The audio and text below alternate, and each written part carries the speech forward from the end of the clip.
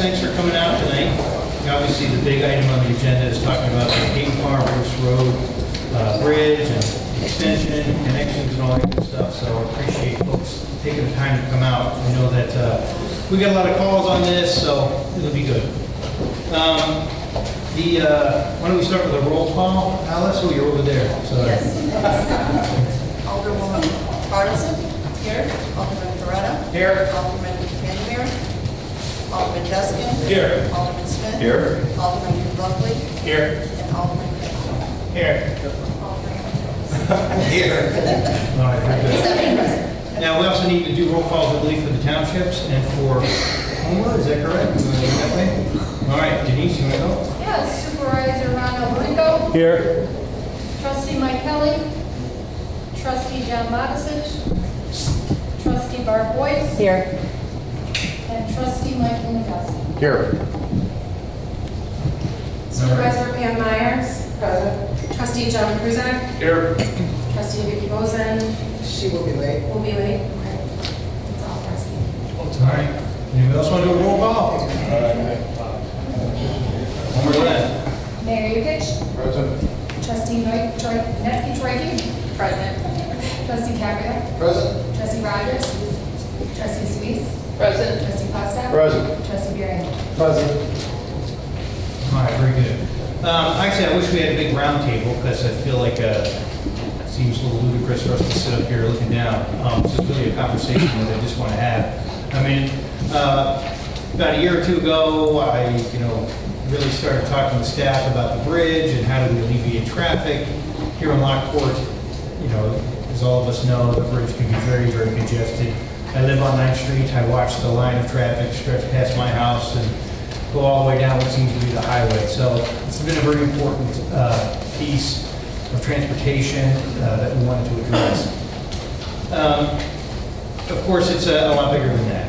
It involves where it starts and where it stops. And I think while most of us, or most of the folks that I know, don't have any issues with where it starts in the west and how it comes over the river, it's really where it terminates has been the big point of contention. I think it was in April, we asked the county to kind of sit down with us and explain to a number of folks some of the things that we as newly elected officials, were unaware of. And I know this can be frustrating for staff who's been around for a long time and sees people come and go. But the fact of the matter is we represent people who have questions that I can't always answer. And so when people ask me why the middle alignment, I have I'm baffled, because when I look at a map, it makes no sense. So we asked the county to come in and explain things to us. Larry Walsh, county executive, said, Steve, you seem to have a lot of concerns. Why don't you bring this meeting to your town, and then invite, Homer and the townships and stuff. We can televise it and get it out there. So that's what precipitated this meeting. That's why we're here tonight. So I suppose after that little introduction of what's going on, does the county, do they want to kind of have their engineer get up and do a short presentation? Is that what the goal is? Yes, thank you, Mayor. We have engineers from Civil Tech, and the folks that have worked on that study will be here. They're sitting behind me here. They can introduce themselves and come up to the mic and kind of go through the presentation that some of us have seen, but most have not. And there's Bob. Thank you. Thank you. My name is, can everyone hear me? Does it work? My name is Bobby Andres. I'm with Civil Tech Engineering, and we're part of the consultant team that's been working on the Phase 1 study for the Cape Farm Bruce Road bridge crossing. We have Christina Kopkowski here from the Will County DOT. Also from Civil Tech is Mary Young and Joel Christel, who are they're the environmental lead and the project manager for the project. And we have Mike Makovic from Christopher Burke Engineering, who is also on our project team. So we're all here tonight. This has been a project that's it's a project that's been going on for a very long time. It started in, I think, 2000. It's a difficult project. There are some significant challenges with locating where a bridge would be, and it has had a long history to it. And what the county DOT asked us to do is come tonight and kind of give an overview of what has happened, what we've studied, what the study was based on, and where we stand in the process. This is a very expensive undertaking to build a river crossing, and approach roadways that would be needed is going to cost several $100 million. And there's only one place where all of that money can come from, that's from the federal government. And so we're following a federal aid process to do all the environmental studies and follow the environmental laws that are needed in order to bring a project such as this forward. The magnitude of the project is such that it will probably not be built as one project. It's hard to get dollars that large to build it, so probably it will be built in stages. But we do need to have an overall plan for the project and have the approvals necessary to be able to move forward with parts of it. What I'd like to do is just very briefly talk about some of the perspectives that we deal with. As you know, the Slains River has been a barrier in Will County for as long as Will County has existed. What that does is it concentrates traffic at a few river crossings. And the Yellow Rock Southern Bridge is the only crossing for about 7 miles. When you're living in this area, you know what the consequences of that are. There's been calls for new river crossings since the 1960s. I think that's the one thing everyone can agree on is that another river crossing is needed of the river. Will County, historically, as the highways developed, they were developed around farm to market roadways at first, and then bedroom communities, primarily to and from Chicago. So the north-south roadways have been developed to a greater extent than east-west roadways. And as this area develops, there's more and more demand for east-west travel in this area. IDOT in the early 90s did establish a system of arterial highways called the Strategic Regional Arterial Highway System. What that was a realization that in our region we'll never be able to build enough freeways or tollways to handle the long-range mobility trips that are needed. And so they've created a class of roadways, of arterial roadways, that emphasize mobility. Now, most arterial roadways provide mobility and land access. And what the SRA system does is emphasizes mobility over land access through access control, how often you have driveways, how often you have traffic signals, and just how signals are timed and interconnected. And the Cape Farm Blue Shore Corridor is part of that system. In terms of the regional highways in this area, it's well served. I-355 has been constructed. I-55 has existed for many, many years. All of the planning that has been done for this study is based on the regional transportation plan. In the Chicago region, the planning agency, which is called the Chicago Metropolitan Agency for Planning, their job is to come up with a long-range plan. So all efforts to improve roadways are coordinated. And in the regional plan, the I-355 extension has been part of that plan for decades. So all the planning that has been done for this corridor was based on completion of I-355. So it's not something that the construction of that tollway has changed the dynamics of our study. It's always been part of our study. If you look at this exhibit, you can see where the access points are for the tollway. The tollway did, when they built it, they acquired land to be able to have an interchange at Bruce Road, but there is no plans for an interchange. They're in the regional transportation plan, so our study does not include any interchange of I-355. Now, one of the things that sometimes we lose sight is what are the benefits of good transportation. Quality of life is one of the big things. That if you can't get to your soccer game across the river, that affects your quality of life.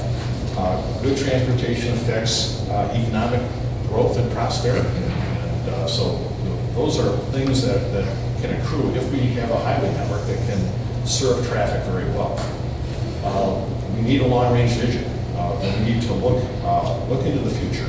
One thing that we come across in many of these projects is people don't want to change things. They say, it's like, let's not change and just not do anything.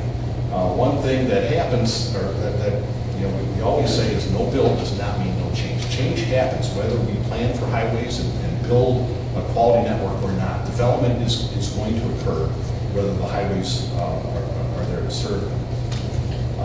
One of the things that is desirable is to plan for change, to know what's coming and have a plan to do it rather than to react to that change on a piecemeal basis. And so there is really an opportunity in this project, and I would say a responsibility for elected officials to assure that whatever the plan is, when that is decided, that land use decisions and development decisions are compatible with that. And that's going to be difficult as property owners come in and say, I don't like this, I need a driveway here, I don't like losing right of way. That's something that I think is your responsibility, is to make sure that whatever the long-range plan is that it can be implemented, because you're at the front line of making sure that can happen. Now, I talked about the SRA system. In the early 90s, IDOT did SRA studies for about 1,500 miles of these important arterial highways. In this area, the original corridor for the SRA was US Route 6 and Route 7, right through the center of Lockport. They did a study. It was a kind of a preliminary phase 1 study, and as a result of that study, they saw the limitations as to what you could do to handle traffic in downtown Lockport, what the impacts of that would be, and as part of the study, they moved the designation, the SRA designation, to Caden Farm and Bruce Road. Now, those don't connect with each other, and they had a north-south connector part that originally was to go along Cedar Road. As part of the SRA study, there was opposition expressed to the Cedar Road connector. That because of some of the schools and facilities along that section of the roadway, that the locals at that time did not want this SRA designation to be on Cedar Road. But that's how the SRA study was developed. As I said, in about 2000, we started this phase 1 engineering study, and this was a study that was going to follow all the federal criteria to look at all the environmental constraints in the corridor, what the transportation needs are, what the cost would be, look at comprehensively at all the possible alternatives, and come up with a preferred plan for that study.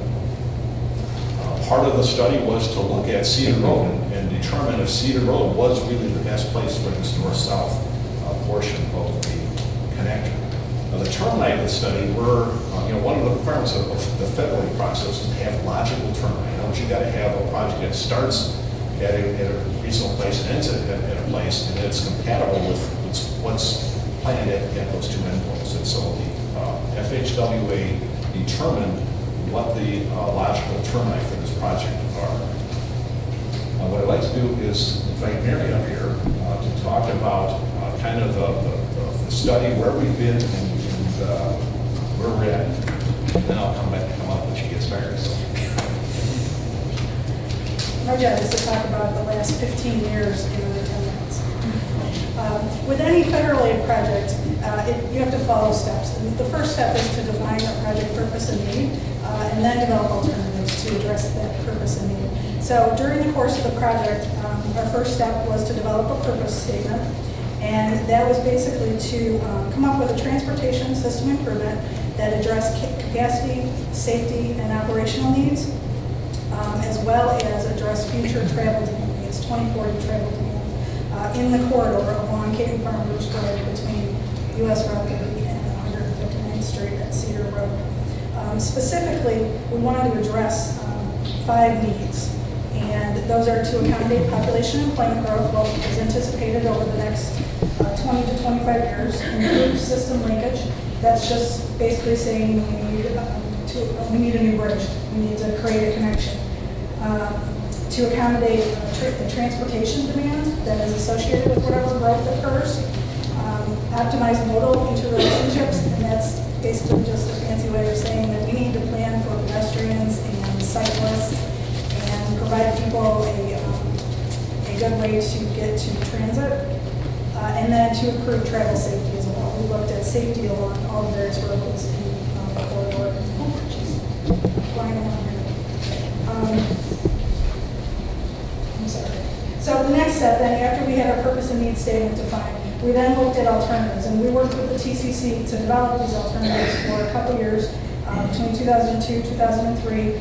We developed, I think, there were 15 alternatives. They're kind of hard to see on here, but basically if you look at the west end, there's kind of a spaghetti bowl of various color alignments, and then the same thing on the east end. There's a whole bunch of different alignments that we looked at. Through some preliminary studies and coordination with the TCC, all but 3 of those alternatives were eliminated. Our next step in the process, in the federal aid process, then was to go to the regulatory agencies. And because of the magnitude of this project and the river crossing associated with it, we're following a process called the NEPA 404 merger process. And what that is the National Environmental Policy Act and Section 404 of the Clean Water Act. A policy that, or a process that has been put in place, so all of the regulatory agencies that have some sort of jurisdiction over the project come together, review everything at the same time. They look at the purpose and need statement, they look at alternatives, kind of their check boxes along the way to make sure we're following all the rules and regulations so that we don't propose something that doesn't, or can't get permitted later on. So we started that process, kind of unveiled what the coordination that had happened with the TCC, and those agencies said, well, wait a minute. You haven't even convinced us yet that Caton Farm Bruce Road is the best place to put the bridge.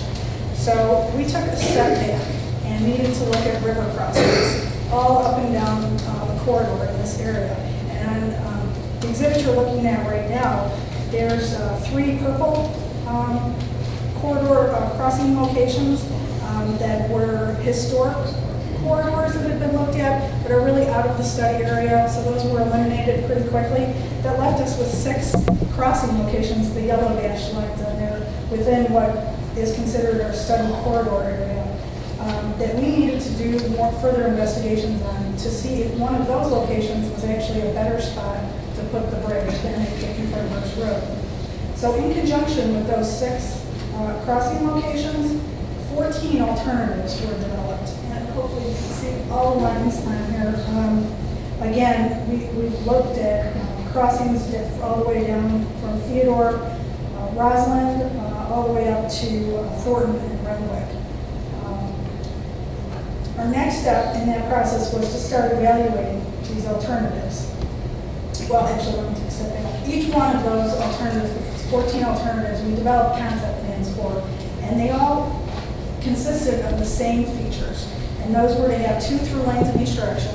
There would be a center median for left turn channelization. There would be intersection improvements at certain locations if we needed right turn lanes, things like that. It all had sidewalk on one side, a bike path on the other side, and that we assumed we would acquire a 150-foot swath of land to construct those improvements. So with those features, we then started screening those 14 alternatives. And the first step was to eliminate any alternatives that didn't meet the project purpose and need statement. If it didn't address those needs that we listed, those 5 needs, then it was eliminated and didn't go through any further studies. An alternative was also eliminated if it affected a nature preserve. Nature preserves are protected by state and sometimes federal regulations, and so they were anything that touched that was kind of off limits. The next level of screening that occurred, we did quantified impacts to a whole bunch of features that are listed here. We quantified the acres of wetlands and floodplains that would be filled as part of the project. If there were any historic structures or properties impacted, we identified those. Threatened and endangered species, I'm sure most of you here are aware of the Heinz emerald dragonfly. That played, the dragonfly is still playing a big role in defining our project here. And then finally, displacements and right-of-way acquisitions. We identified residential and business displacements that would occur, as well as acreages of right-of-way acquisition associated with each one. So of those 14 alternatives, we did these 2 levels of screening, and we eliminated alternatives that had greater impacts but when there were alternatives that provided the same benefits, we eliminated ones with the greater impacts. And I want to talk briefly, I'm not going to talk about all 14 of them, that'll take way too much time, but I do want to touch on Cedar Road. I know this has come up in the past. Cedar, of the 14 alternatives, we eliminated 8 of them which included all of the alternatives that included the Cedar Road alignment. And the reason that was done was because the Cedar Road alignment, when comparing it either to the Gouger Road or Middle alignment, had some, what I would call significant greater impacts than the other two alignments. And just to highlight a couple of those, the Cedar Road alignment, either when you compare it to the Gouger or the Middle, would either have 3 to 6 or 6 more acres of impact to the floodplain. It could affect 1 or 2 more historic properties, and there could be as many as 6 more displacements. When this information was presented in 2007 to the TCC, it was agreed that because of that the Cedar Road alignments would be eliminated, that both the Gouger alignment and Middle alignment met the needs of the project, but with less impacts. This chart just shows, it lists out the 14 alternatives that we looked at, and it identifies the 6 that we recommended to carry forward, which were the Caden Farm, Oak, and Gouger and Middle alignments, the Caden Farm, Oak, Bruce, Gouger and Middle alignments, and the Caden Farm, Bruce, Gouger and Middle alignments. So in 2007, this exhibit just illustrates those 6 different alternatives. In 2007, we presented these 6 alternatives at a public meeting. We had pretty good attendance at the meeting. The one thing is that there was no significant support or opposition to any one specific alternative. There were people in favor and against all of them, pretty pros and cons. So then we started looking at, we needed to drill down a bit further to start eliminating alternatives. And one of the areas that really became a significant point to look at was the river valley. And this has to do primarily with the Heinz Emerald Road Flat. There's a portion in the area of the river valley which is highlighted in yellow on this. It's on the east of, sorry, I can't what it is. It's just west of the river, down in the river valley. And that has been designated as critical habitat in the Federal Register, which basically means that that is an area that is not touchable. It's an area that is critical to the well-being of the dragonfly, the continuation of the continuing population of the dragonfly. As you can see on here, the alignments, the line at the top, the Bruce Road alignment, the blue one, that's where Caden Farm connects directly to Bruce Road, and then down further in the pink is the Caden Farm connecting to Oak Avenue. The Bruce Road alignment touches the tip of the dragonfly habitat.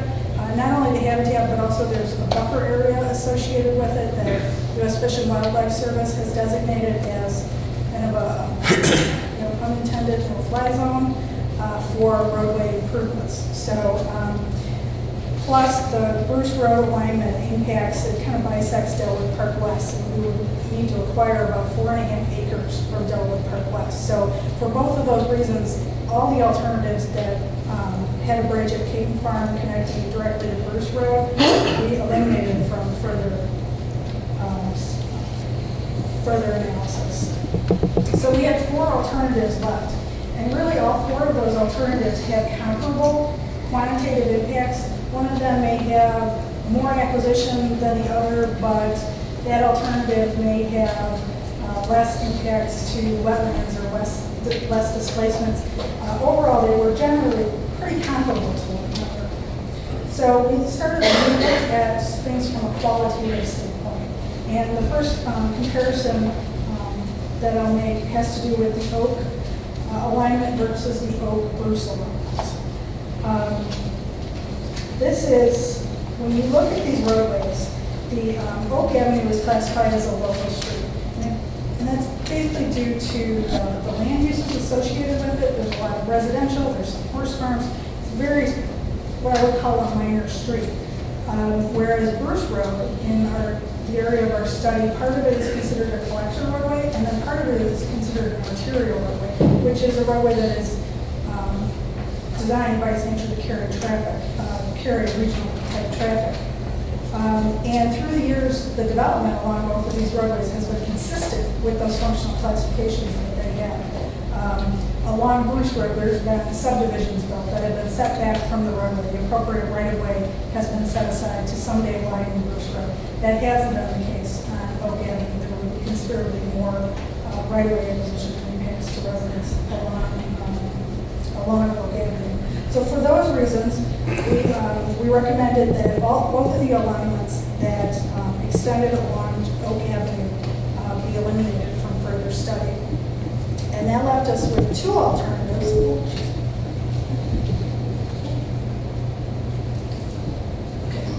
That left us with two alternatives: the King Farm Oak Bruce corridor, that with both the middle alignment and the Gouger alignment. And with that, I'm going to turn back to Bob. He's going to take it over. So that was less than 10 minutes. Very good. Thank you, Mary. As Mary said, we were down to two alignments, the Gouger Road alignment and the middle alignment. One of the things that is apparent from the traffic forecast for the project is that whatever we build here is going to attract a lot of traffic. The forecasts were prepared by CMAP. They're the regional planning agency, and they are in charge of all of the crystal ball as to what the travel demands are, and they have predicted that the river crossing could carry as many as 40,000 cars per day in the year 2040. Now we have updated the forecast throughout this period of our study. I think we started with 2020 forecast and went to 2030, and then we got 2040 forecast from CMAP. But they predict a very heavy traffic volume at the river crossing. Now this volume goes down as you go further east or west of the river, but the river crossing, according to the forecast, would still, several miles away, would still carry a substantial amount of traffic. If you look at crossings up and down the Slains River, you can go to the IDOT website, and they have traffic maps that you can look at, and you can look at all the river crossings up and down the Fox River or the Slains River, and you look at what the volumes are on the river crossings and what the volumes are east or west of those river crossings, and they're all substantial. They're all in the 25 to 40,000 vehicle per day range. And that's basically what CNAP has forecast for this crossing, is that there will be as many as 40,000 cars per day crossing the river at this new crossing. Now, to compare that to the existing bridge at Route 9 right now, carries I think about 25,000 cars per day. So it's a substantial amount of traffic. Now, accommodating this growth, part of our study is what do we need to do to handle this traffic growth? And as Mary said, the concept plan for this project would have a wide right-of-way, would have a 150-foot wide right-of-way that would serve the long-term needs for the roadway and as well as for bikeways and sidewalks. Lockport has done a very good job of planning for the future. When you guys have properties annexed or redeveloped adjacent roadways, you've had them dedicate land. For example, Bruce Road has a wide right-of-way associated with it. I think you've even set aside some land on the middle alignment with some of the development that's occurred there. When you look at Gouger Road is a historic road. It's got homes that have been there for a long time. It's got some new subdivisions. To provide this cross-section on Gouger would impact both the historic homes as well as some of the subdivisions. There has to be property acquisition from the backyards of some of the developments that have already occurred on Gouger Road. So, our conclusion was that to provide a large footprint for a road on Gouger isn't totally compatible with what exists in Gouger. Another impact of using Gouger as this north-south link for an east-west roadway is that you kind of double link the traffic. You take some heavy east-west traffic and you put it on a north-south section of Gouger Road. So the traffic goes up quite a bit on Gouger Road. And you need two large intersections at Bruce, Gouger, and at 159th Street, Gouger. You need intersections that accommodate 4-lane roadways, as well as dual right and dual left turning lanes on that, so the intersections get to be pretty substantial. This is, it's maybe hard to see, but this is the 2040 forecast for the Gallagher alignment. And what this says is that if Gallagher Road was chosen as the preferred plan, it would carry in 2040 as many as 22,000 cars per day. Now, that's nearly as much as is on Line Bridge right now. And right now, Gallagher carries about 7,000 cars a day, so it would be a tripling of today's traffic on Gallagher Road with construction of this bridge and facility and the expected development in the region. Cedar Road would have about almost 13,000 cars per day. Right now, Cedar carries about 10,000 cars per day, so there would be a moderate growth on Cedar over this period of time with the Gallagher Road alignment. The middle alignment, what that does is it actually relieves traffic somewhat on Gallagher and Cedar. The middle alignment would carry about 17,000 cars per day, according to this forecast. Gallagher would have about 10,000 cars per day, so it would be maybe 40 or 50% more than the traffic that's on Gallagher now, but it would still be in the range of a 2-lane road as opposed to a 4-lane road. And you get about 15 to 16,000 cars per day. It's kind of the break point between needing a 4-lane road instead of a 2-lane road. And during peak hours, when your daily traffic exceeds that threshold, people say the road's congested, they look for alternate routes, they try to cut through neighborhoods and things like that. So that's kind of an important break point when we plan highways is should it be a 2-lane road or a 4-lane road or even a 6-lane. When you get above about 30 to 32,000 cars a day, you're in the range of needing a 6-lane road. With the middle alignment, the traffic on Cedar Road may in fact go down below what today's level of traffic is. So the middle alignment has some benefits to existing land uses along Gallagher and Cedar. The impacts aren't as great, and it still serves the travel demand for the corridor. Now, the middle alignment, we believe, provides a rare opportunity to plan the future land uses to be compatible with the road. When you widen Gallagher Road to 4 lanes, that's going to impact people who live there and the existing land uses. When they bought their homes, they didn't anticipate a major highway in front of it. The middle alignment is in the middle of nowhere, so you can plan land use to be compatible with that. You can have access that works. You can protect it from highway noise. There are benefits to having the road go through some virgin land, to end up with a good transportation facility and properties adjacent to the roadway that are compatible with that travel demand on the road. Now, the selection of a preferred alternative, it was put before the Transportation Corps in May of 2009.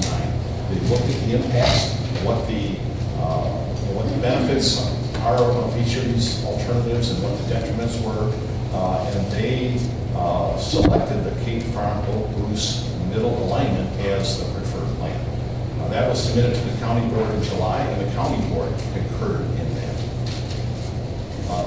Having picked a preferred plan, we could now go forward with environmental and design studies. And, if we know where the best place to put the roadway is, then we can do the detailed studies to see how we make that road fit within the context of its alignment. And there's a number of studies there's several studies that are still happening. The Heinz Emerald Dragonfly is an ongoing effort that seems to never end. And as well as historical and cultural resource coordination, we've completed special waste studies, and we've completed the draft environmental assessment. And there are some design studies that also have to happen. We're doing bridge studies right now to come up with the kind of concept of the bridge, what the bridge would cost, what it would look like.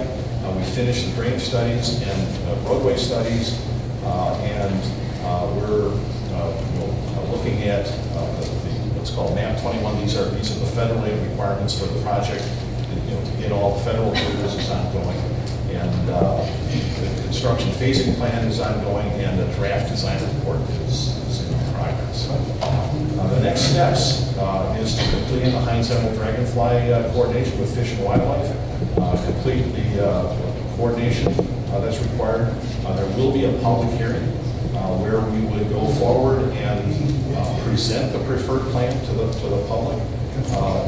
If all goes well at the end of the public hearing, and if we get concurrence by the regulatory resource agencies, Federal Highway Administration would issue a finding of no significant impact. That's kind of the goal of the study is to come up with a plan that does not have a significant impact on the environment, and then we get design approval. That would position the project to be able to be designed in stages. If we ever get a infrastructure bill out of Congress, there would be the hope that there could be some money allocated towards this project. And that completes our presentation. I hope we didn't go too long. I would open it up for maybe questions, perhaps starting with Lockport, and we can go to the other agencies here. I have a quick question. Yes. In reference to Bruce Road, some of those subdivisions, I know you mentioned Lockport did good planning as far as allowing enough room to go from 2 lanes to 4 lanes. With the additional traffic, will some of these subdivisions need stoplights to go in and out of their subdivisions? The need for stoplights is it's kind of, is based on how much you're delayed on the crossing. That's when you get the calls to say, my gosh, I gotta wait forever, I need a stoplight. And it's really based on the frequency of gaps during peak times in traffic. If you have heavy traffic on a 2-lane road, if you're approaching 15,000 cars per day, there's very few gaps, and it's very hard to get in and out of cross streets. When you widen the road to 4 lanes, you create the opportunity for people to pass slower vehicles. There's more space in between cars. There's more gaps. If you have a center median where you can, like a 2-way median, you can make a left turn out of a driveway or subdivision in a gap in traffic in one direction, pull onto the median and wait for a gap in the other direction to accelerate. So when roads are widened, often the need for traffic signals goes down, that you can get fewer complaints. If traffic keeps growing on the 4-lane road and gets approaching 30,000 cars per day, then you're going to have people who want to have traffic signals. The preferred route, middle alignment, there will be an increase within Galva Road. I think you mentioned currently 7,000, going up to about 10,000 per day. Because as it is right now, because I live right off of the road, one of these subdivisions, it's difficult as it is to turn left to go north just because of the current traffic. And that's some of the comments I get from a lot of the residents who live in and around Beach Road and Galva Road, is the additional traffic. And I know this addresses a lot of this. It won't solve that. In other words, if you have trouble getting in and out of peak hours on Galver, you'll in any of these plans you'll have the same or greater difficulty getting in and out. Traffic signals, you can't put signals everywhere. In fact, on an SRA route, IDOT would limit the frequency of signals. The idea is to promote mobility. And so on an SRA route, you may make a right turn and then come somewhere, make a U-turn to go back in the other direction, so you don't have to have a signal to interrupt. But signals do create gaps in traffic that, you have a signal, if your driveway's downstream from that signal, you are going to get gaps. So there will be some benefit. Thank you. I do have a few questions. First, I'd like to say thank you for your information you're sharing. There's a lot of information to digest. First thing I'd like to bring up, and I did find this on the website, so maybe you can help me if it's still on track. But the Phase 1 engineering is completed in 2015, is that correct? And is that Completed in 2015? That's my understanding, 2015. People know are shaking their heads no. Okay, that's just what I see, so I just wanted to. Yeah, that was, I think a couple of years ago, that was the hope. Okay. This project is just, it continues to go on. Okay, so the Phase 1 engineering, which has to be done before Phase 2, obviously, that is not even probably close to being done, that maybe halfway. 2014. Okay. We're close to the finish line. Okay. Phase 1. I mean, we've jumped through all the hoops, we've gotten many of the approvals that we need. We think that the rest of the approvals can be obtained. We have to go back to the public, have a public hearing, and then we need to get support from elected officials. And so we could finish the Phase 1 in 18. Almost 18 months. Not 18 years. Mary and I have been on this project from the very beginning. We were a lot better. I looked a little better. So another year and a half, we're saying? Say another year and a half. Assuming that we go forward with the direction that we. So we have another year and a half, just kind of put a little time frame into this perspective. We got another year and a half in phase one, and we got phase two. In order to complete phase two, now you have to have funding for phase two. So that's going to be another process, who knows that time frame, correct? I mean, It depends on how much money is obtained. The bridge is the main event. That will require a lot of money. so I guess what I'm asking is phase two funding being seeked now to carry on? It goes hand in hand with a construction segment. In other words, if the county picks a section and says, we want to build this part, then you would look seek construction funding and engineering and right-of-way acquisition funds at the same time for that section, not for the whole project. Okay. And I know you did state that this would be done in stages too, so, again, I don't know where does one start, where does one end on this whole thing? I'm not sure, but that's okay. I mean, you said it was in stages, so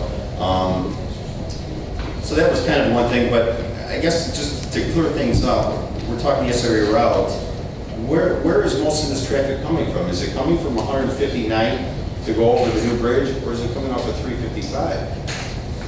There's some of it coming off 350. It's really coming from area development. That is, areas developed, you get more homes, you get commercial. That's where the bulk of the traffic is. So you're saying by going to the alignment, you're appeasing the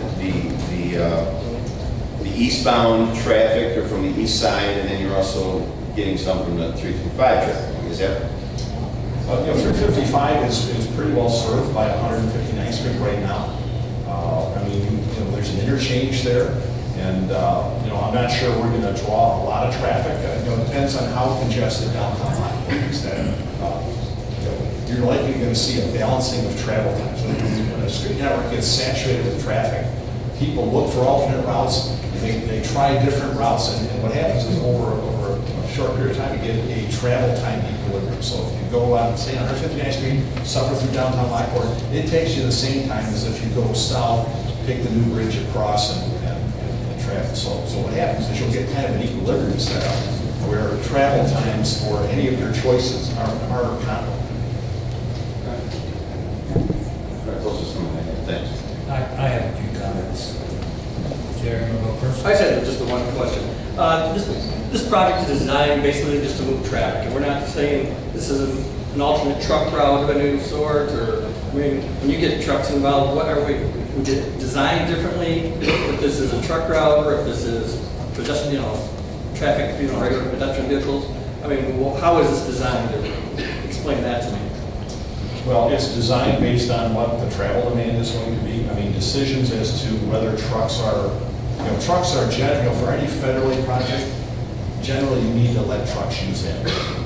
And so trucks are going to use the route that saves them the most time. And so if this route does provide a travel time savings compared to going through downtown, people will use the road.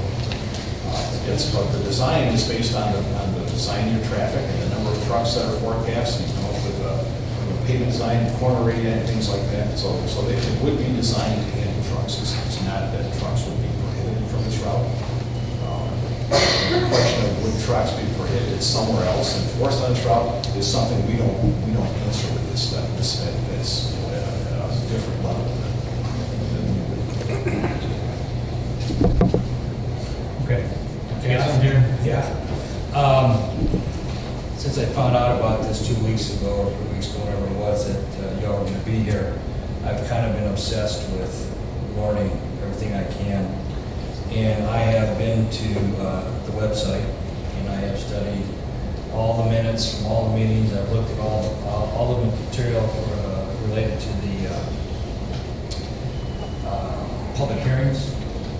I have reviewed city council meeting minutes. What I think I was most disappointed, and just for Lockport, I can't speak for Lockport Township, Homer Township, or Homer Glen. I can only find one night where anybody came to the city of Lockport, which happened to be exactly 6 years ago this evening. And the city council was presented much of the same.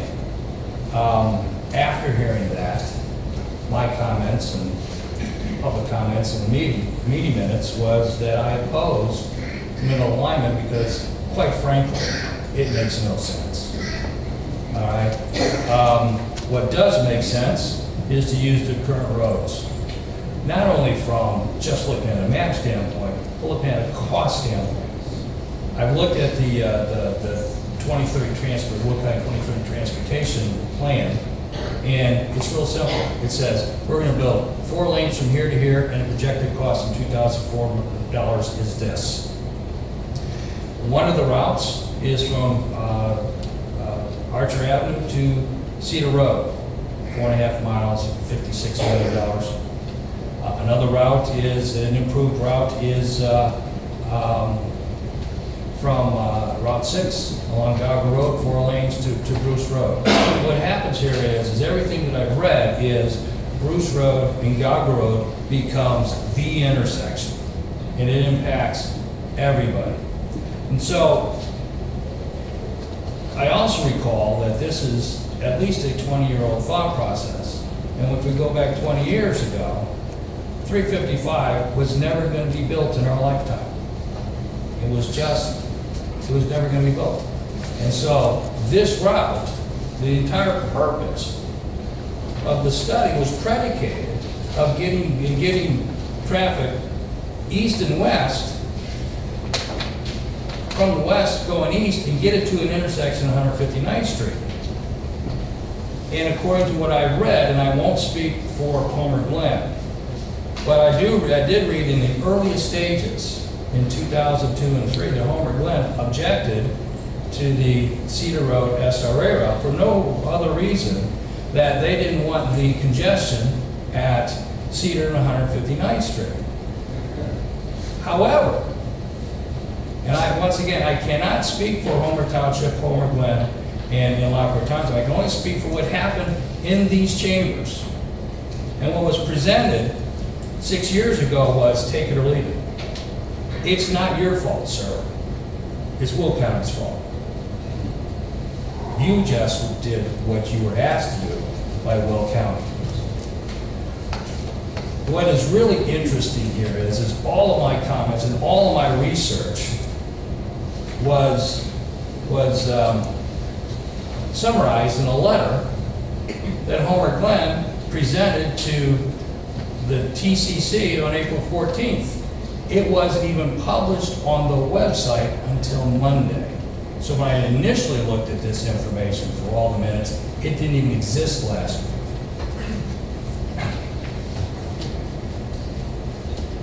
I know that this goes all the way back to 1995, because in the letter that was presented to the TCC by Homer Glen, it states, a letter dated June 25th, 2010, Mr. Henry Meter, the Will County Farm Bureau. Mr. Gould noted, at the time of the approval of the logical termini for the project, it was not known when the I-355 extension to I-55 to I-80 would be constructed, or if there would be an interchange of Bruce Road. For this reason, the termini were established as US Route 30 and Illinois Route 70, matching the approved SRA report for the corridor prepared and approved by IDOT in 1995. And that's key, folks. We are using 1995. Yet, unfortunately, sir, that is what you were presented to go ahead and determine. I'll let the mayor of Homer Glen to go ahead and discuss it. But what's really interesting here is that Homer Glen, back in as early as 2003, objected to a terminus at 159th and Cedar Road. All I did was go ahead and I did Google Earth, and I went from the western edge of Cedar Road to the eastern edge of the middle alignment, and it's 750 feet. which tells me this is a Cedar Road terminus, whether we want to do the intellectual, it was not really, but it is. And so I'm in full support of Homer Glenn's objection to the middle alignment. However, I'm more really interested in Lockport. What we have in an S-curve portion of that road goes through property that, according to our development plan, is zoned residential.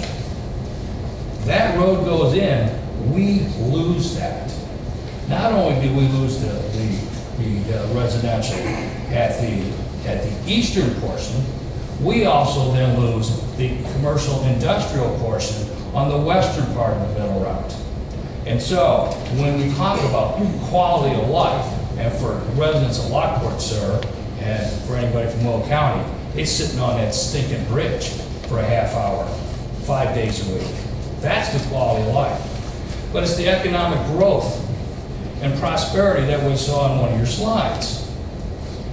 This road, the middle alignment, inhibits our economic growth and prosperity to the tune of millions of dollars, far more over the next 100 years than the cost of this road. Once again, sir, I'm not blaming you. I'm blaming Will County to allow this to go through. This should have terminated the moment that Governor Ryan was in Lockport in 2005 and said, we're going to build 355 because that is the north-south terminus. I'm All right, Karen, disgusted look, and Karen, I'm almost done. I am in total, complete opposition to the middle route. I am in full agreement with Homer Glenn's point of view, which is the terminus is at 355 and Bruce Road. After all, the 4-lane road is already in Will County's 2030 plans. I'm also in total agreement in the Galga Road alignment. For no other reason is we're talking about a grand total of about a half a mile of new improved road that isn't on the current Will County 2030. And if I have to compare the cost of a third of a mile or a half of a mile or a quarter mile improvement of Galga Road with a 2.5 mile 4-lane road to nowhere,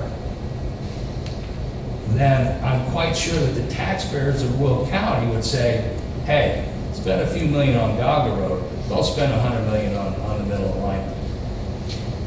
That's all I have to say.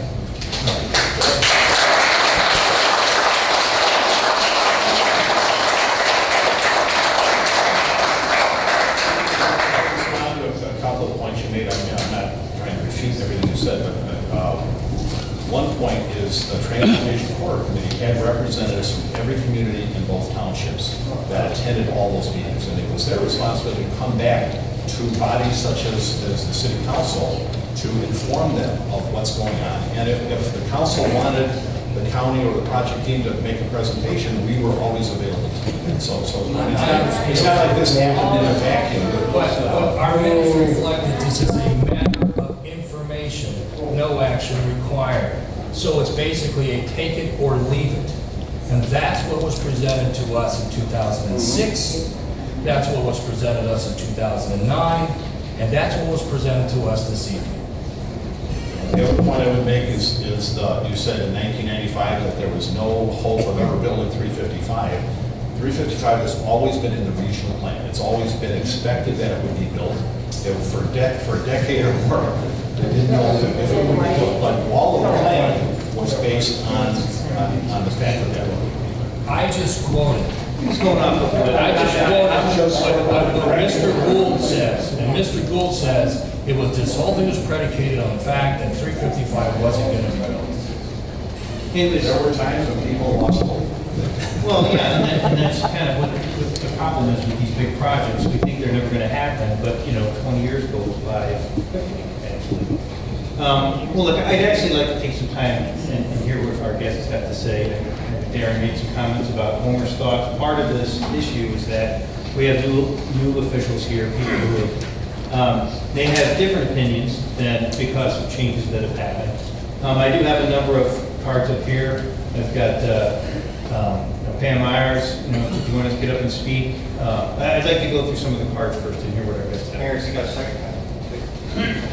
Let's just hear what our guests have to say. We can talk all day long here, so Pam, what do you got? You want to speak, or do you have comments you want to say? Yes, I do. Come on up to the podium.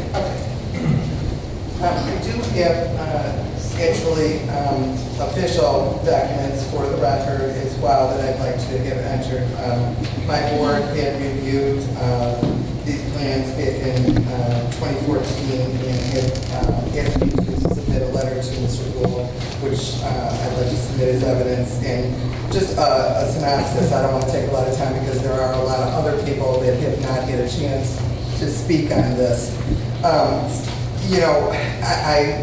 I don't want to just keep going. I know we've been at other meetings, but, I've been a trustee for 2 terms in Homer Township, and I was a supervisor for 2 terms. I'm in my 2nd term right now.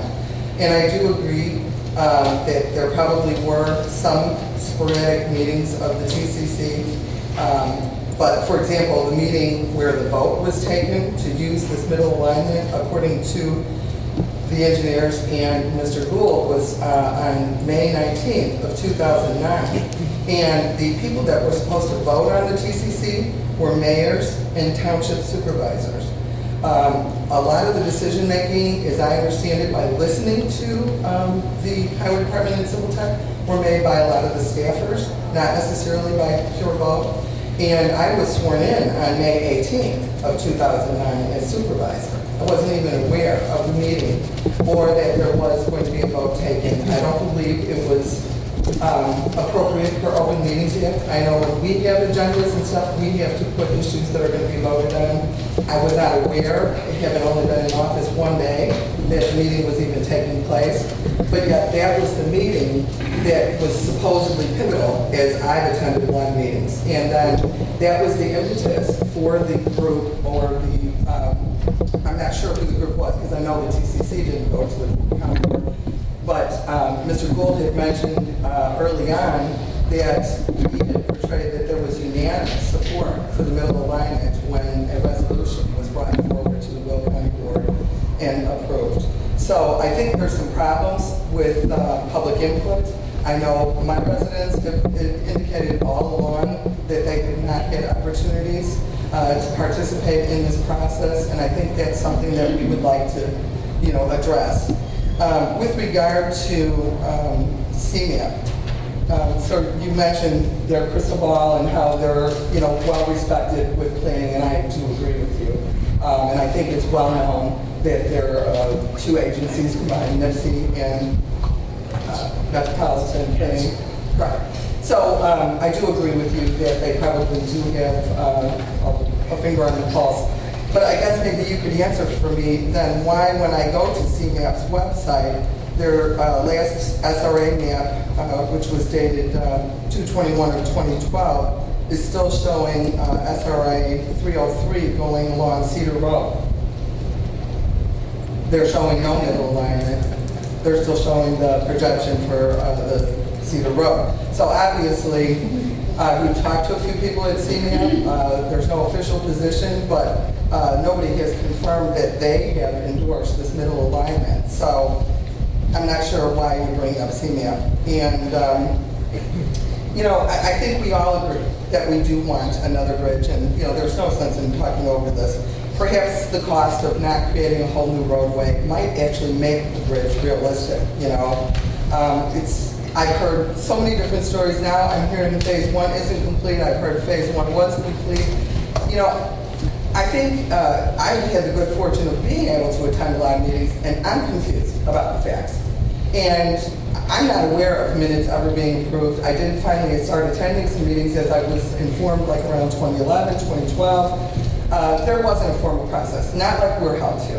And as I mentioned at the last TCC meeting, to have, even if all the supervisors and mayors were present at this meeting, we were called and we were said, this is it, vote, take it or leave it or whatever. We don't have that autonomy to do that. We need to go back to our boards, to our public, and get direction. We don't have the authority to just start making this stuff up. Oh yeah, Lockport's in favor, Homer Township's in favor. So the process is flawed. And again, I have statements. I hope that you'll be able to have copies. It gives a little bit of my historical perspective. And I thank you all very much.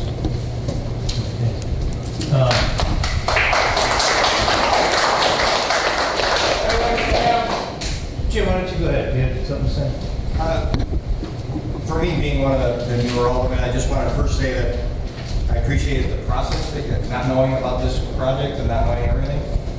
I see your map with all the landlines, per se, where you got to stay between, and all federal regulations and everything, your alignments. I was happy to see that you actually looked at all these different routes and everything. So I applaud you on that. The one thing that's missing that may alleviate a lot of this stuff, you talk about all the traffic counts would increase on Gowder or Cedar, how that would work, but if it connected to 355, there was no study, and unless I missed it, that you talked about how that may decrease some of those, the traffic on those roads, because some people may be going north on Gowder to get to 355 from that point, trying to get to any of those areas. So a connection, a direct connection, may alleviate a lot of that traffic in a lot of those areas there, which, out of all the, dozens of studies that you guys did, that was one that I was kind of hoping for, seeing that's the main flow. You're connecting another main artery. How does that connect? And I think that for you to do due process to look at that may be very important for everybody here, because that may resolve some issues that everybody has. And I think actually that is one of the problems. And as I feel like, with the comment that, Darren made earlier about Mr. Gould thinking, I-355 is pie in the sky, that a serious connection, that intersection here was never truly considered. And I think you're right. And Darren, you make a good point. I think the economic impact of the middle alignment for Lockport is really loud. It's true. It eats up a whole bunch of real estate that could be developed. It completely passes over our interstate, which means there's no economic benefit at that intersection anymore. And I think you just mentioned, Joe, I'm completely baffled by any truck that's trying to get, or any car that's trying to get to I-355 is going to cross over I-355, go north, and then backtrack. It just seems ridiculous. And then I guess I don't really understand how federal roads and state roads work together, if ever. But because you said so much of this money is federal money, that to just dump the entire middle alignment altogether, if you connected I-355, just go north. Let that, you have a 4-lane road now? You have a 4-lane road that exists right now that you can drive north from Bruce Road and get off on the highway and get off at 159. The idea that, there's tolls or something like that, tolls don't come from Mount Sinai. We can work that out. We can work with IDOT. Maybe there's ways to figure it out so people aren't getting nailed with a toll to go from Bruce Road to 159th Street to go east from there. I mean, we have an existing road that's built already. If we make an intersection, it has great economic impact for Lockport then, because now we have a new intersection. It doesn't eat up our existing residential that's zoned that way. It doesn't displace so much. It's that much less displacement, and it's that much less cost to build this road that maybe, like Pam was mentioning, maybe a little less of these other roads can bring this into a little closer to reality. All right, this is my piece real quick. Who else? Mary Ellen, you got something to say?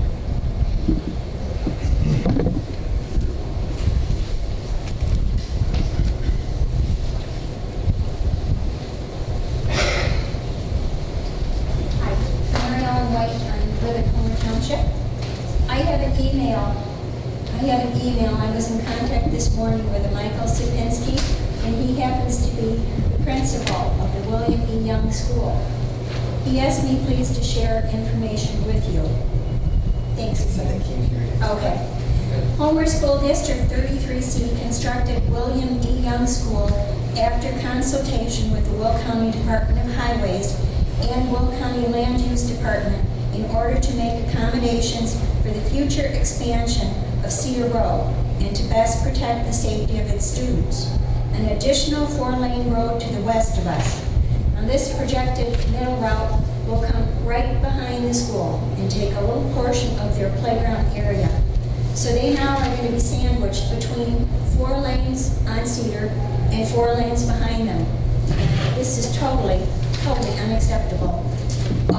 He also mentioned that he had spoken with Joe Herminas, who is the Deputy Fire Marshal of Homer Township Fire Protection District, right next to the school. He had not been consulted on any of these plans. In addition, in his 5 years as principal of William E. Young School, I have never been directly contacted for my input on this proposed 4-lane road by Will County. We hope they reach out to us. I also have a copy of a resolution that was signed by District 33C, Homer Consolidated School District, resolution opposing the Caton Farm Old Bruce Middle alignment as the preferred improvement plan. And this was signed by the President of the Board of Education, adopted on the 26th day of August 2014. So basically, the principal of this school, that's approximately 5 years old, just wants to totally protest the unacceptability of 4-lane road in front of his school and now sandwiching in behind of his school. And his concern is the safety of his students, concern with air quality, and just plain concern with the safety action. So I can leave these to go on record, a copy of the resolution and his email to me. Thank you. Thank you, Mary.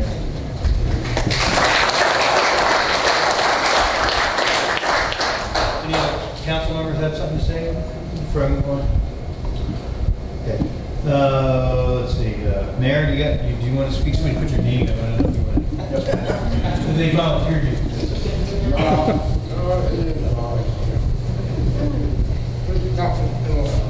Thank you. My name is George Yukich, Mayor of Homer Glen. There's been a need for additional bridge across the Des Plaines River Valley for quite some time. The Village of Homer Glen and its board and I completely support the efforts of the Transportation Corridor Committee and the Will County Department of Transportation to develop a plan for the location of this new bridge. However, the Village of Homer Glen is concerned about the alignment of the road system east of the proposed bridge, more specifically between I-355 and 159th Street. The Village of Homer Glen has voiced its opposition to the proposed alignment connecting 159th Street, both in resolutions passed in 2003 and in 2007, as well as recent correspondence to the Illinois Department of Transportation, the Chicago Metropolitan Planning Agency, and Will County. Our opposition to the middle alignment can be summarized by the following 5 points. With a project expected to cost over $500 million, where will the funding come from to pay for the project?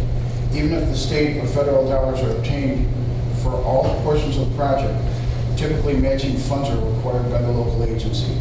So are the local agencies prepared to pay tens of millions of dollars for these potential funding matches?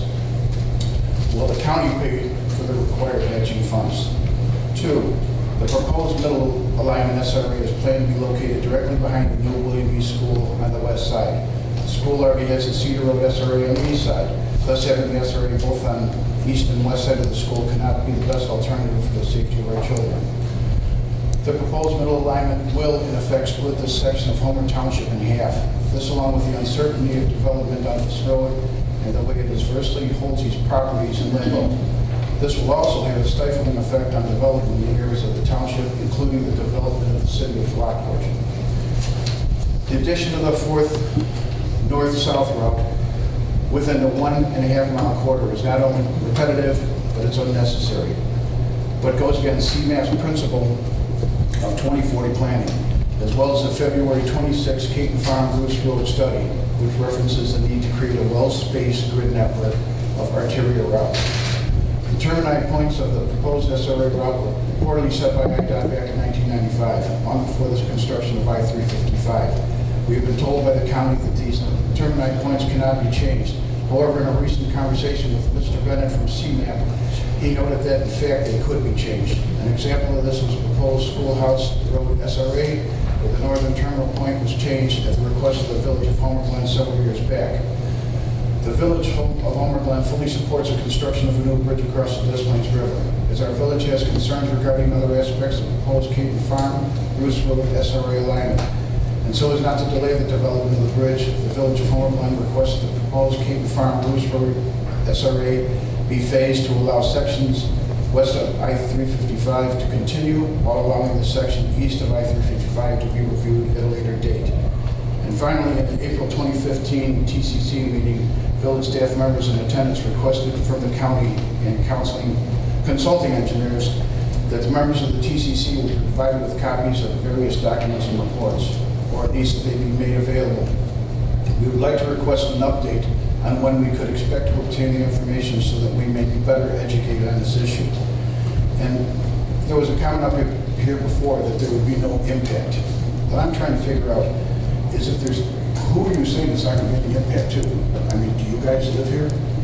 Do your kids go to the schools here? You know, you have all these landowners that have owned this land forever, and now we're cutting it in half and we're taking it away. So I myself would like to see a reason why we can't change this. Nothing's written in stone. And then, as the mayor here said, with 355, why can't you join in the 355? It's already built, we spent the money. The state of Illinois is broke. We're spending the money. Thank you.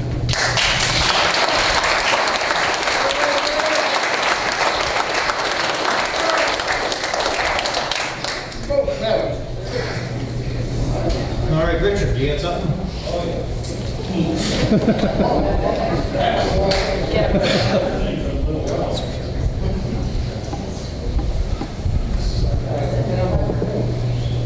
Yeah, the middle route cuts through our 78. You know, forgive me, Richard, I should have said this earlier. Just state your name so when there's minutes. Oh, okay, yeah, Richard Schroeder, 15017 west 163rd Street.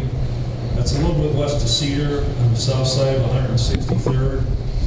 And we have a 70-acre farm there, which will be dissected if this middle route is ever built. Takes out our 1830s home, takes out our machine shed, then they come back for drainage, they take out a related living second home and a horse barn. So they cleaned me out pretty good, and I'm not able to go from Sappins from one side of the farm to the other because it's a limited access highway.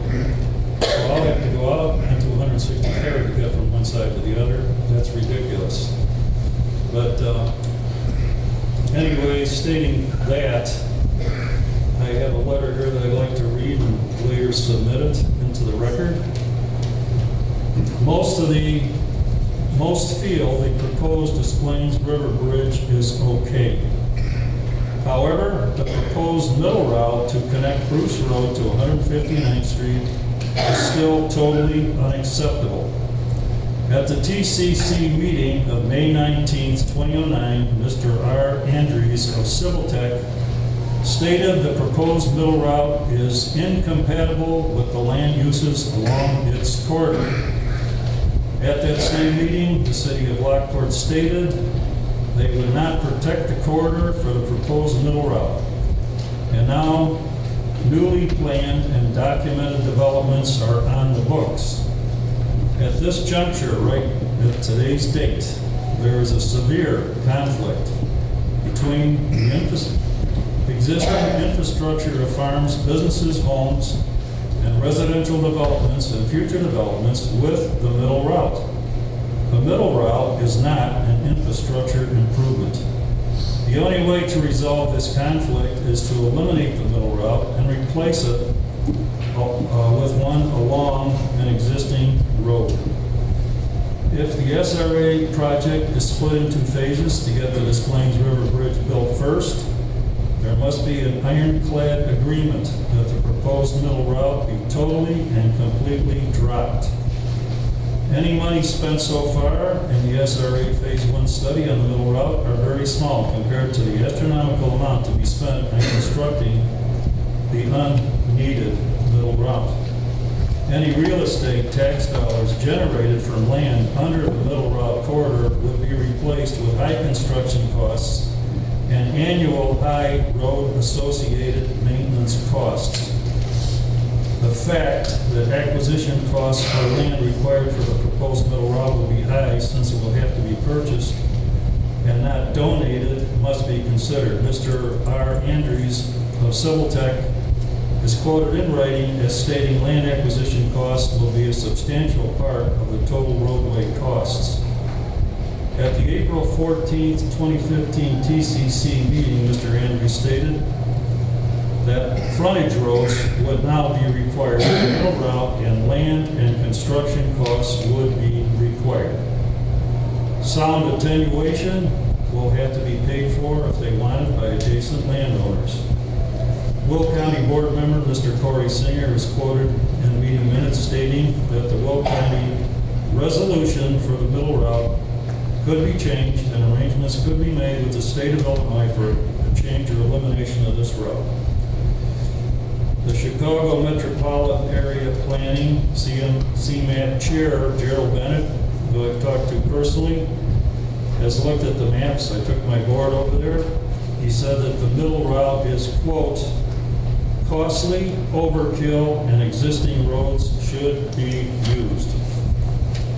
Reference has been made by the Will County Highway Department that developers may be asked to improve certain sections of the roads to accommodate the SRA.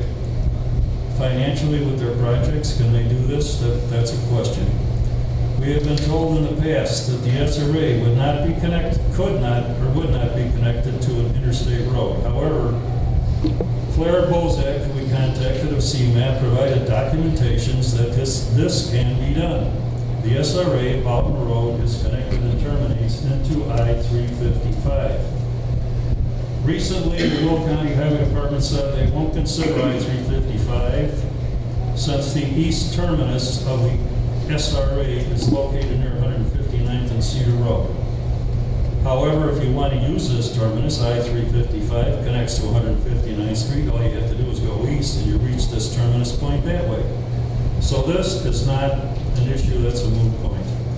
Land has been purchased for an interchange with Bruce Road and I-355. Therefore, this connection can easily be made.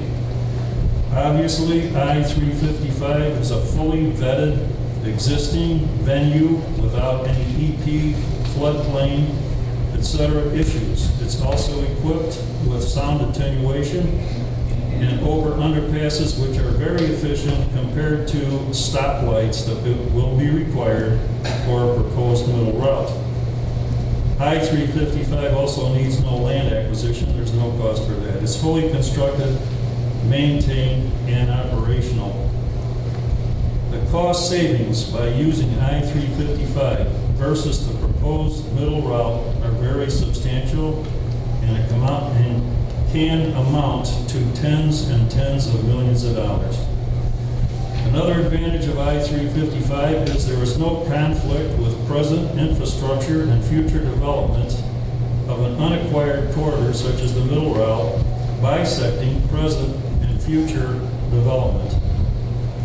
In conclusion, the overriding advantage of the use of I-355 interstate would require minimal study for approval.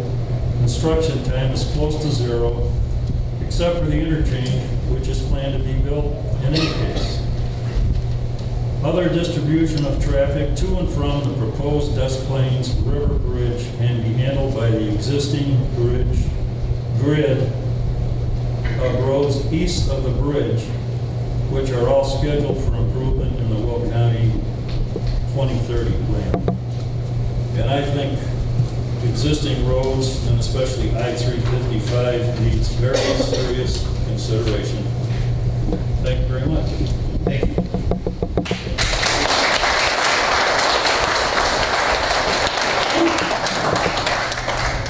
And then Brian?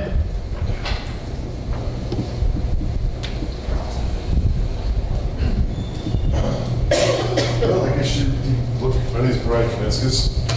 My address is 15026 West 163rd Street. And I will be right at the corner of a beautiful 6-lane highway trying to get in my driveway. I'm gonna get killed. It's right there. You try to pull over my driveway with 6-lane highway right there. Quality of life, gone. I have to pay for sound repair. The guy can afford it. Why don't you guys come up with the money? Or buy my house. You go in there. I'd like to see you guys live with the trucks. I got away from planes, trains, and automobiles. I used to live by Midway. I came out here for quiet. That's all I have to say.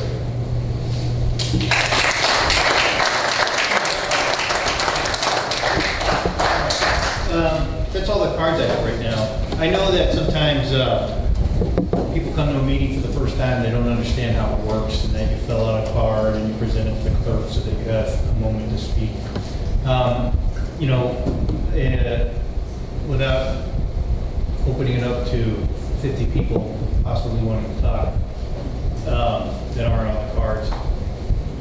If anybody's here who has things that they want to say, please feel free to email me. If you have a pen, my email is streit, S-T-R-E-I-T, at lockport.org. I'm going to make sure I hear folks. I mean, I see a lot of faces here that, you know, if there's things that people want to say, please, I want to make sure there's opportunities to do that. You know, anything else from the council before I kind of wrap this up? Is there an opportunity for feedback from this meeting so that county and everybody can respond to the comments that are here, or is that just informational only?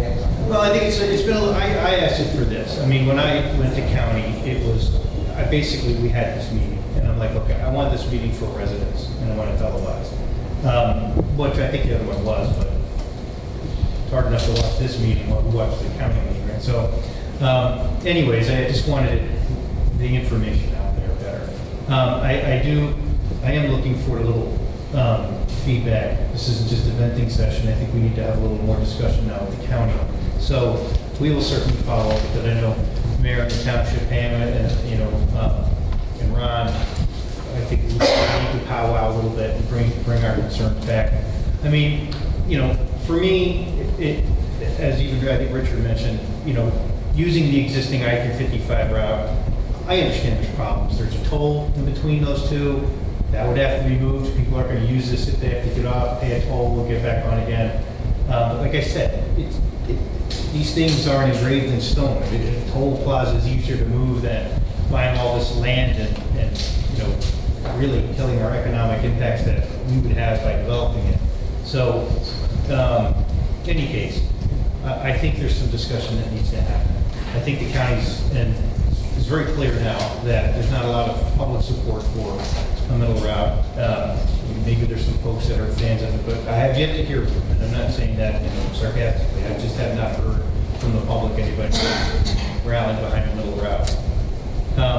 So what I would like to propose is, you know, folks, if you're in Lockport Township, if you're in Homer Township, or if you're in Homer Glen, contact your respective supervisors and mayors, give them feedback.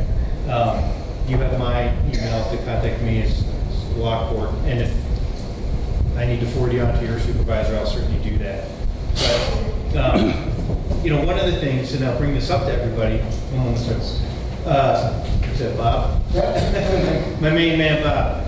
One thing I'll say is some of the pushback I've heard from the county is this: hey, we've already spent the money. If you guys are going to blow this up now, the project's dead. Well, to me, that's, you know what? I hear on one side, oh, the project's 40 years out, and another thing is, if you pull the plug out, or if you change it now, the project's dead. How can it be dead if it's 40 years away? It's not. It's not. But we need to talk about this.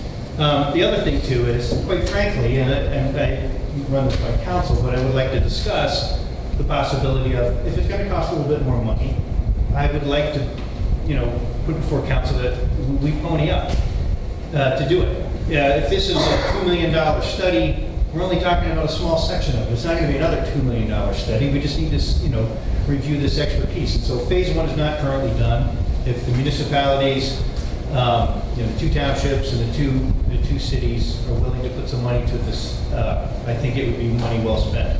I don't want to say, hey, look, the money's already been spent by the county and we have no choice. That, to me, that seems foolish. So I would like to propose that out loud to our friends here who are in the room tonight. So anyways, unless anybody up here has any last go. Bob, what did you want to say? Keep it short, Bob. I've heard your reputation. Yeah. I'm sorry, Mayor. Am I making a mistake, Cam? Is this a mistake? Yeah. Oh. I thought you said camera. I was going to say yeah. Cam will say yeah. You know what? It was my morbid curiosity. That's why. Go ahead, Bob. We love that. Yeah. We love that. Bob Smith, 14339 Independence Way, Homer Middle, Illinois. I commend the people for showing up.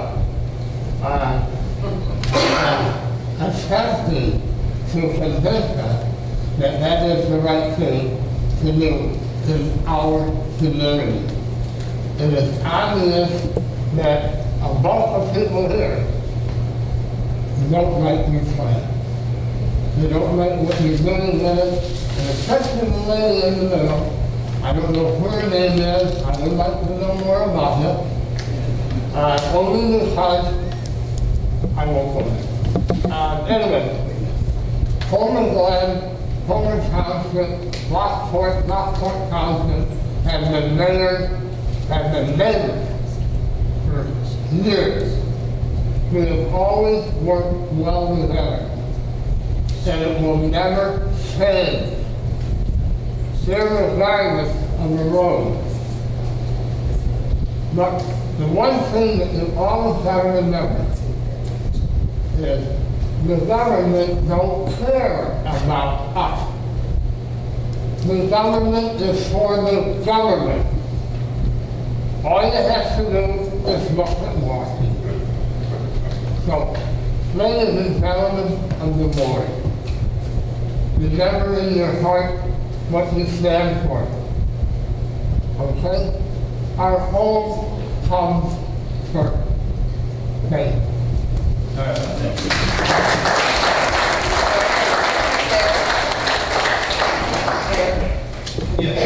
Please forgive me, I do have one question, and it was after your statement. You had mentioned, and I do agree, we've talked about trying to get together in powwow, and maybe we can come up with some ideas. A resident brought to me today, and I apologize, I don't have a copy of a Southtown article where I believe it's Ms. Kukowski was interviewed, and she can answer for this. The statement was that the alignment is there, it's not going to be changed, and that's it. And I'm wondering if it's worth all of our efforts to meet and try and come up with something if that's the attitude of the County Highway Department. Yeah, it's we'll have, I think, reasonable people can have a discussion. So I believe that will happen and we'll be okay. Yes. I just want to thank you for taking the time to have all of us here and getting all of this information out. Oh, sure. Yeah. Thank you.